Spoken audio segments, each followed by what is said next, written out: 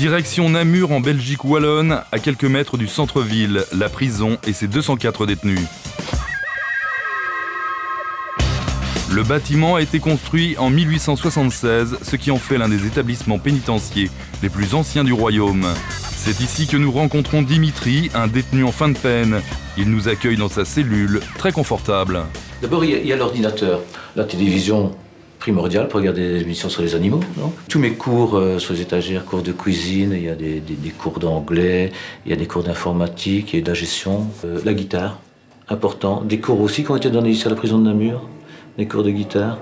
Ça c'est génial, c'est le genre de choses quand on est à l'extérieur qu'on veut faire, qu'on ne fait jamais, on n'a jamais le temps. On a plein d'autres choses à faire, des cours chez Cora, etc. Ici c'est le calendrier. Et vous voyez que chaque jour,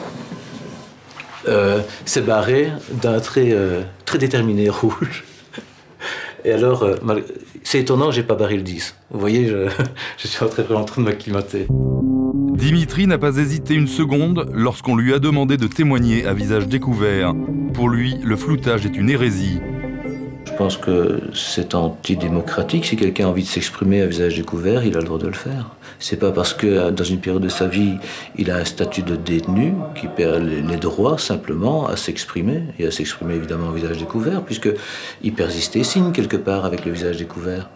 Tout ce que vous pouvez dire à visage couvert, c'est comme si vous ne le dites pas. Même discours de la part de la directrice de l'établissement, Valérie Lebrun.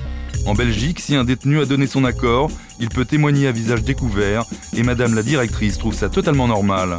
La privation de liberté, ce n'est que la privation de liberté. Ça reste un citoyen comme un autre, donc s'il est d'accord de parler à visage découvert devant les caméras, je ne vois pas de quel droit je pourrais lui interdire. Et donc ça me semble en tout cas, en effet, un abus de pouvoir que je ne comprends pas très bien d'un point de vue légal par rapport à notre législation. En tout cas, comment est-ce qu'on pourrait le justifier? Mais le floutage n'est pas la seule exception belge. Ici, on nous ouvre n'importe quelle porte, et même celle des cellules les plus vétustes. Donc vous avez ici les cellules de Namur. Donc vous voyez qu'il y a 2 matelas qui sont prévus, étant donné que régulièrement ils sont à 3.